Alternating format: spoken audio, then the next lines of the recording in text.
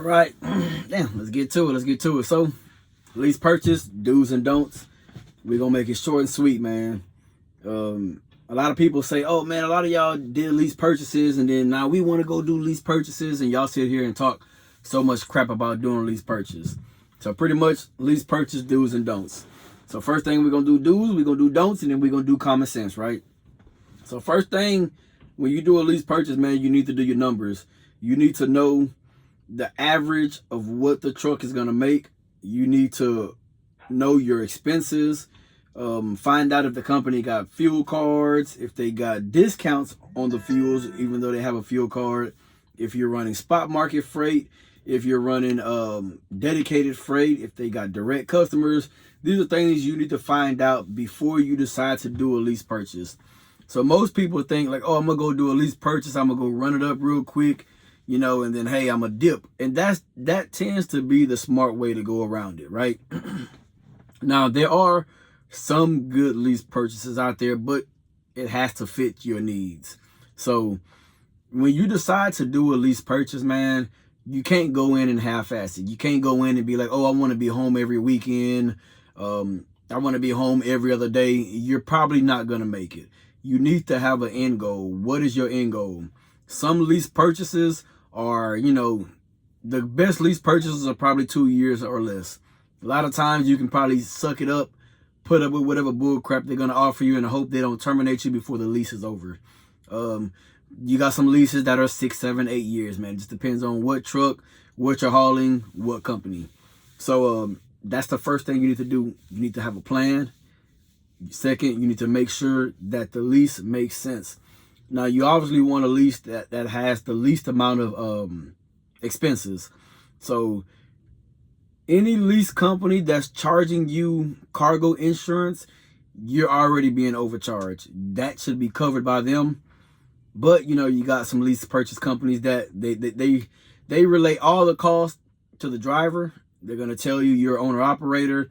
This is what you got to deal with when you become an owner operator. You got to pay your own insurance. You got to pay a truck note. You got to pay maintenance. You got to pay everything. So you want to get with a company, this is my opinion, to where all you have to pay is the truck note and whatever other small fees that may come with it. Now, realistically, you probably don't want a truck note over $700 a month. That's just my take on it. I've only did a lease one time, and I'm not gonna say I wouldn't do it again. It was okay when the money was good. When the money got funny, it was time to roll out. But like I said, you have to have an end goal. It has to make sense. So when you're going to do a lease purchase, you need to make sure that you're getting a good truck. Now, most people think the less miles, the better, and I also do agree with that when it comes to a newer truck. Preferably, you're going to want a truck that has an APU that hasn't been idled a lot. Emissions does not like to idle. So you pretty much want to try to get in a truck that has lower miles, preferably that has an APU on it. Pretty much try not to get in a truck that's governed under 70 miles an hour. You want to get with a company that's going to have your back when it comes to when that truck breaks down, if that truck's break. I gotta say if, but when the truck breaks down, you want to be with a company that is going to help you. And when I say they're going to help you, meaning, let's say the truck goes in the shop for 2 or 3 weeks, you want to get with a company that's going to do pretty much, I want to say one of two things, but you want to get with a company that's either going to help you pay to get the truck fixed and also help you get home. But mind you, when you're deciding to do a lease purchase, you're a contractor. Company is not liable to help you. They're not required to help you. They don't have to help you get a hotel. They don't have to help you get a rental car to fly home. They don't have to do any of that because you're not an employee of them. You're a contractor for them. So you got to make sure that when you decide to do a lease purchase, man, you got to be thinking right. Because a lot of guys come out here, they go do a lease purchase, coming from being a company driver for 2-3 years or whatever, and then they go straight out, and then they still have that company driver mentality. You cannot be in a lease purchase truck, and I either lease purchase or a lease.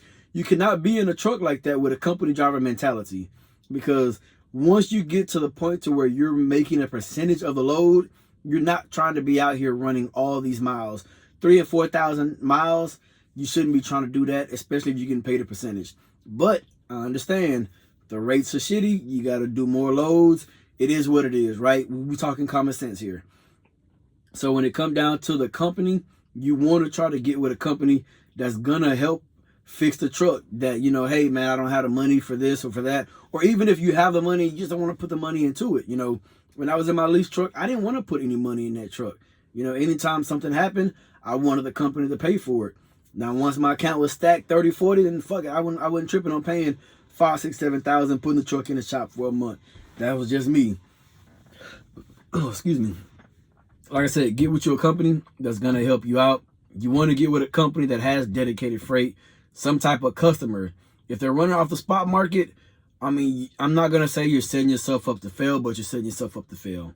If you're running off the spot market, doing a lease purchase, you can pretty much go drive 1099 for somebody else and make pretty much about the same amount of money. When you're running that lease purchase truck, man, you need to work. You need to work.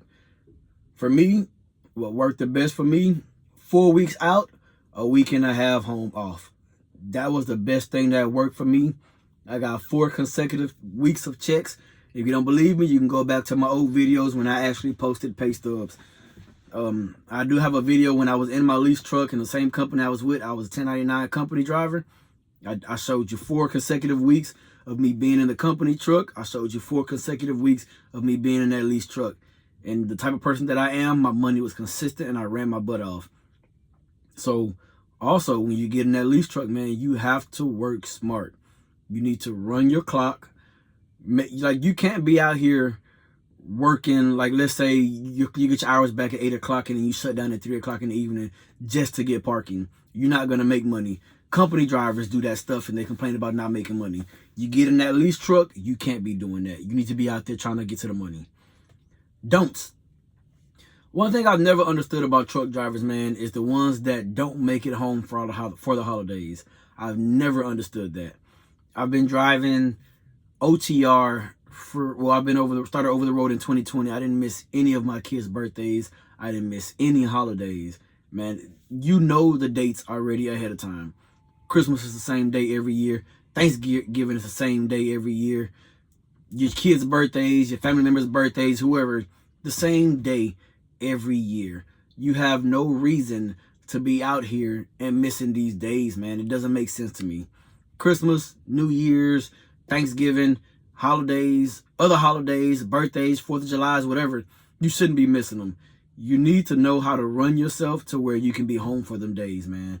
And here's the thing, even if you're a company driver and you're watching this video and you're saying, oh, well, I put my request in to be home on the 24th and they didn't get me home to the 28th. Everybody knows you're supposed to put your home time request in early, especially if you know you're at a company who does that. They got companies that will intentionally do that. Hey, I need to be home by the 13th. They get you home on the 16th. So if you know you need to be home for the 13th, hey, I need to be home for the 10th. I need to be home for the 9th. I'll be home for 4 or 5 days. Now, if you're at a company that gets you home on time with no issues, then hey, you do it how you're supposed to do it. You should not be starting a lease purchase during the holidays. Please don't do that. Do not start a lease purchase. Like right now, today is November 14th. You should not be starting no lease purchase right now. You got Thanksgiving in 2 weeks. Then you got Christmas 2 weeks after, or 3 weeks after that. Then you got New Year's, another week and a half after that.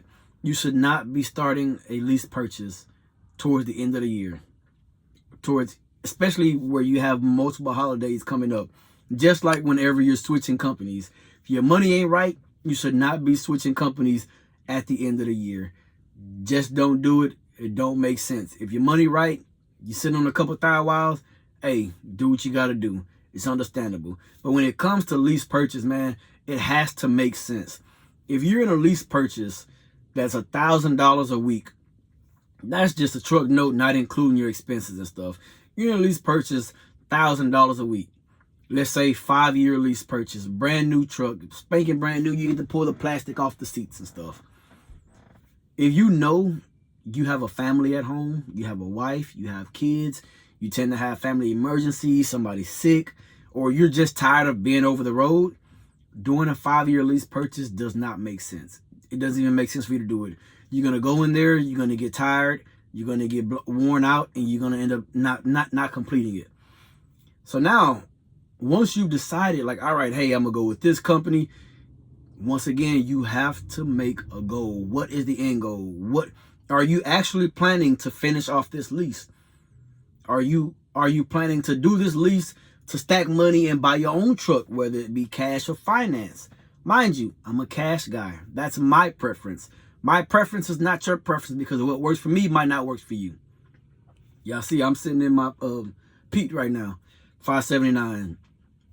Next month I would have owned this truck a year, and this truck has only worked 2 days. It works for me though, right? All right. So for me, when I did my lease purchase, my goal was to stack the money that I spent and put in Big Daddy, and also buy me a trailer. So the end goal was actually to fix my truck, buy a trailer cash, and then actually lease the truck and trailer on with the company I was doing my lease purchase with. That was my goal. Things changed, things happened. When we did part ways, I did already have my own trailer, my own dry van. So when I decided to lease on to a company, I went to a company with my own truck and trailer. That worked for me. My overhead was low. So also, when you're doing a lease purchase, man, let's speak overhead, and I'm gonna get up out of here. You do not do a lease purchase for 2 to 3 months and then start buying stuff. You don't go buy new cars and new houses and all this jewelry and clothes or whatever, man. You got to keep your expenses low, because at the end of the day, you're running a business. You never know what's going to happen. These trucks are I can't even say unreliable, but they're unpredictable, man. Anything can happen in these trucks, to where, like my last truck, I'm driving out of the plant, I hit a bump and I thought I had a flat. Lo and behold, I busted a rim. You know, that cost me $1,000. I came to work 2 weeks later, tried to leave, my brakes locked up. I hit the brakes completely locked up. Couldn't even go to work that day. Missed out on making $2,000 that night. Literally had to bag up with my brakes locked up, drop the trailer, and just start trying to figure out what was going on. That was a $1,500 bill. And if anybody that knows me, any bill under $1,000, any breakdown that's under $1,000, I'm satisfied. So anytime we go over 1,000, now I'm getting mad. So once again, man, if you're gonna do a lease purchase, it needs to make sense. Set a plan. And mind you, your plan can change. You can start a lease purchase.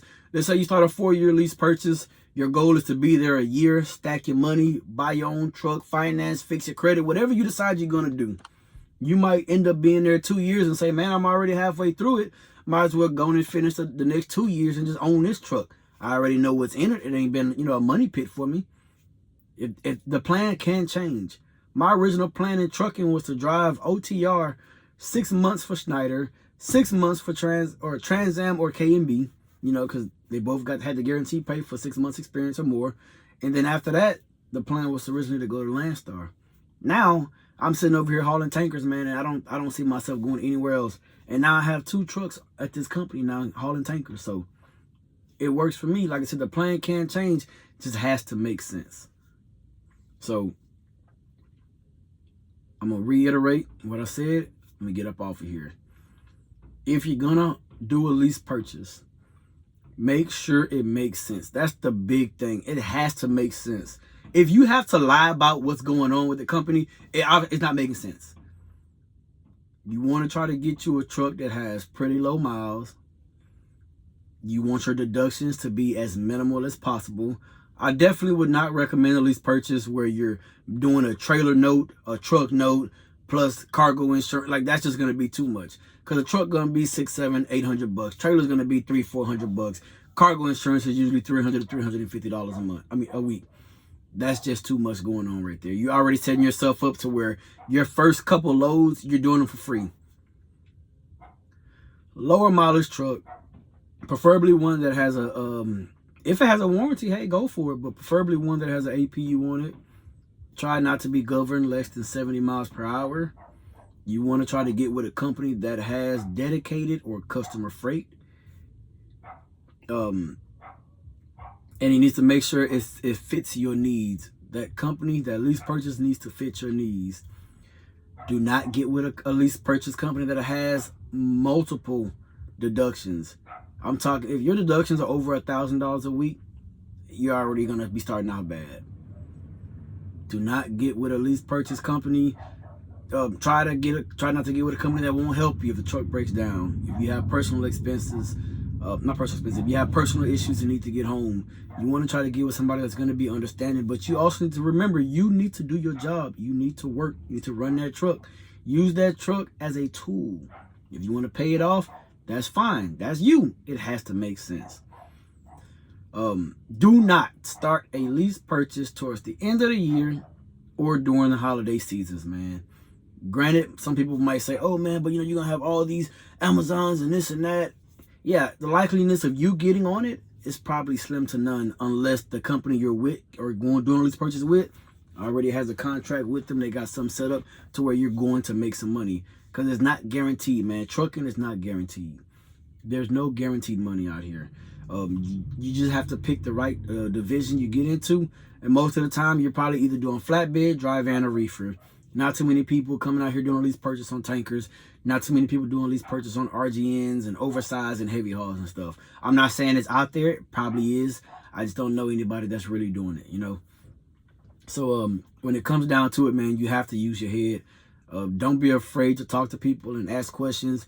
You got a lot of people that's against leasing, against doing a lease purchase. I did it. I did it for a short period of time. My goal was to do it for 6 months. I think I did it for almost a year.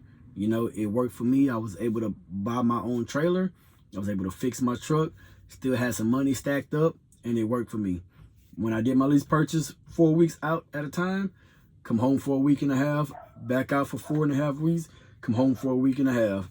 And I always tried to set it up to where I was home for my kids' birthdays. I was off for the holidays. So there was no, oh man, don't be a truck driver because you're never home. I was able to be home for when I needed to be home. So hey, that's it for me. That's my tip for you on doing a lease purchase, do's and don'ts. Main thing you need to remember when you do a lease purchase, you're making money, stack the money, man. You need to save your money. Keep all your receipts, save your money. Make sure it makes sense. Save your money. Make sure it makes sense and save your money. That's pretty much the main thing. You're doing a lease purchase and you're not making any money, you don't need to be there. You need to know how to run your clock, though, man. If you're not running that clock, you're not running, 9 to 10 hours a day driving, you ain't going to be making any money. You just bullshitting, wasting time. You can go be a 1099 company driver, get paid by the miles, not have any expenses, and still make over $2,000 a week. It's still out there. YouTube it, do your research. But at the end of the day, you're going to do a lease purchase. It needs to make sense. You need to save the money. If you have any questions or concerns, drop it in the comment section below. If you want to get in contact with me, send me an email at truckingwithbigdaddy@gmail.com. Subscribe to the channel, like the video. Catch y'all in the next one.